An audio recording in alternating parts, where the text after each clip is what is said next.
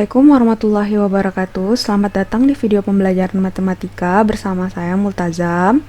Hari ini kita akan sama-sama membahas tentang materi kongruensi dan sekaligus juga membahas tentang sisa pembagian. Berikut adalah definisi kongruensi. Misalkan A dan B merupakan bilangan bulat dan M merupakan bilangan bulat positif.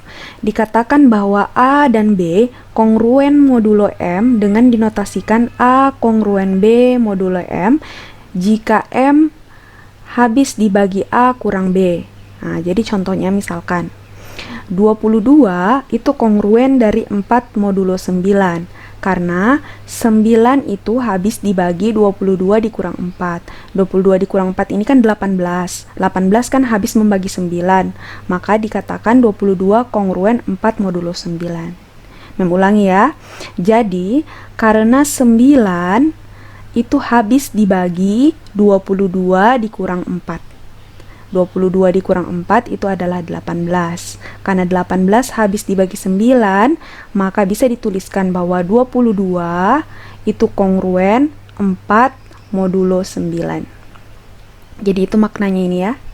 Nah, bagaimana kalau misalkan dia tidak kongruen? Jadi misalkan tidak kongruen itu adalah 13 tidak kongruen 5 modulo 9. Karena 9 itu tidak habis dibagi 13 dikurang 5. 13 kurang 5 kan 8. Nah, 8 itu tidak habis membagi 9 atau tidak bisa membagi 9, maka tidak bisa dituliskan bahwa 13 itu kongruen 5 modulo 9. Oke? Nah, semoga sampai sini sudah bisa kalian pahami ya. Oke, next kita langsung masuk ke penggunaannya. Jadi misalkan sekarang adalah hari Sabtu. Nah, jadi soal-soal modulo ini banyak digunakan di soal-soal cerita. Jadi misalkan sekarang adalah hari Sabtu tanggal 2 Mei 2015. Maka tanggal 25 Mei 2015 hari apa? Nah, penyelesaian. Jumlah hari itu adalah 7. Jadi kita tetapkan bahwa modulonya 7 atau pembaginya pasti 7. Nah, selisih tanggal dari tanggal 2 sampai tanggal 25 Mei itu ada 23 hari. Sehingga kita bisa tuliskan 23 kongruen titik-titik modulo 7. Jadi kita cari 23 membagi 7 itu sisanya berapa. Jadi begitu tulisannya, 23 dibagi 7 sisanya berapa. Oh, ternyata 23 dibagi 7 itu bersisa 2. Nah, ini Mem tuliskan ya. Kita lihat ya coba. 23 dibagi 7. 3 kali 7 21. Nah, ini sisanya 2 kan? Maka di sini kita katakan bahwa 23 kongruen 2 modulo 7. Jadi kita ambil sisanya 2. Sisa 2, maka 2 hari setelah hari Sabtu. Jadi kan ini sisanya 2. Berarti ini kan kita hitung mulai dari Sabtu. Sabtu, Minggu, Senin. Berarti 2. 1, 2. Maka dia jatuh di hari Senin. Seperti itu ya. 25 Mei 2015 adalah hari Senin. Jadi itu penggunaan dari modulo. Tidak perlu lagi kita hitung sampai banyak-banyak ya. Kita cukup lihat sisanya. Nah, ini ada soal, silahkan kalian kerjakan. Ya, nanti sebelum lanjut ke materi sisa pembagian setelah ini, kalian harus kerjakan dulu yang untuk latihan soal ini. Oke, next. Kita langsung masuk ke sisa pembagian. Jadi sisa pembagian itu menentukan sisa dari pembagian. Tapi pembagian yang ini yang kita pakai adalah dalam bentuk pangkat. Jadi misalkan 6 berpangkat 2008. Tentukan sisa dari 6 berpangkat 2008 dibagi 37. Oke, kita mulai ya, pelan-pelan. 6 pangkat 2008. Kita jadikan dia 6 pangkat 2 berpangkat 1004. Nah, kenapa kita jadikan dia pangkat 6 pangkat 2? Kita cari bilangan berapa? Ini kan 37. Hubungan antara ini sama ini, ya. Nah, kita ambil misalkan 6 pangkat 2. Kenapa 6 pangkat 2? Karena 6 pangkat 2 sama dengan 36. 36 dan 37 itu selisihnya 1. Jadi kita cari bilangan berapa yang bisa kita bentuk dari sini. Nanti hasilnya itu selisih 1 dengan ini. Biar gampang kita pangkatkan kan. Kalau 1 kan dia berpangkat berapapun nanti hasilnya 1. Atau kalau misalkan berpangkat negatif, kita lihat lagi dia ganjil atau genap. Nah, ini 6 pangkat 2 dengan 37, 36, dan 37. 36 dibagi 37 itu adalah negatif 1, ya kan? Karena kurang 1 biar dapat itu. Nah, begitu dia namanya cara penggunaan sisa pembagian ya. Sebaliknya kalau misalkan di sini 37, di sini 36, maka 37 bagi 36 itu bersisa 1. Kalau ini dia bersisa negatif 1 karena ini yang kurang ya, pembaginya yang kurang.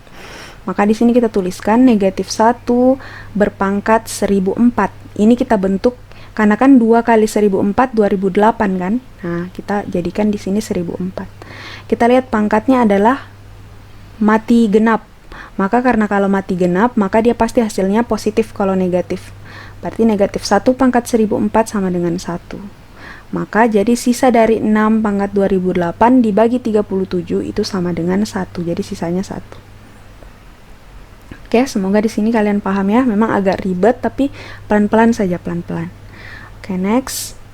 Tentukan sisa dari 7 pangkat 2010 dibagi 12. Nah, ini juga sama ya. Nah, di sini sama. Kita lihat 7 pangkat 2010. Nah, ini tidak bisa kita bentuk kayak tadi. Jadi kita pecah dia jadi 7 pangkat 2000 dikali 7 pangkat 10. Kita pecah modulo 12. Nah, ini bisa dipecah jadi seperti ini. Nah, ini nanti dipecahnya jadi 7 pangkat 2000 dikali modulo 12 dikali 7 pangkat 10 modulo 12. Nah, 7 pangkat 2000 ini kita pecah kayak tadi, berarti 7 pangkat 2 berpangkat 1000 modulo 12 dikali 7 pangkat 2 pangkat 5 modulo 12. Diambil 7 pangkat 2 karena kalau misalkan 7 tidak bisa membagi 12, kalau 7 pangkat 3 terlalu jauh ya, maka kita ambil 7 pangkat 2. Oh, tidak juga terlalu jauh, nanti hasilnya 1, kita cari yang menghasilkan 1. Kalau 7 pangkat 2 sama dengan 49 dibagi 12 itu pasti sisa 1. Kalau misalkan 7 pangkat 3, ya kan, 7 pangkat 3 itu adalah 343 dibagi 12. Sisanya bukan 1, berapa begitu. Kalau tidak salah sisanya ini sekitar belasan. Boleh kalian cari sendiri. Jadi tidak menghasilkan 1. Kita arahkan dia bagaimana menghasilkan 1. Nah, sama juga ini. Ya. Nah, dia menghasilkan 1. Maka 1 pangkat 1000 modulo 12, 1 pangkat 5 modulo 12.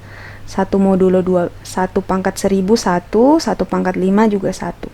1 modulo 12 dikali 1 modulo 12 kongruen dengan 1 modulo 12. Maka sisa dari 7 pangkat 2010 dibagi 12 sama dengan 1. Nah, ini biasanya bentuk soal seperti ini itu rata-rata hasilnya kalau bukan 1, negatif 1. Tapi yang mau dilihat adalah bagaimana cara penyelesaiannya. Ya, bagaimana cara penyelesaiannya. Seperti itu. Oke, sebagai latihan soal, di sini mem sudah ada latihan soalnya. Silakan nanti kalian kerja. Jika ada yang memang kalian tidak pahami, silakan ditanyakan ke mem. Oke, mem akhiri video penjelasannya. Wassalamualaikum warahmatullahi wabarakatuh.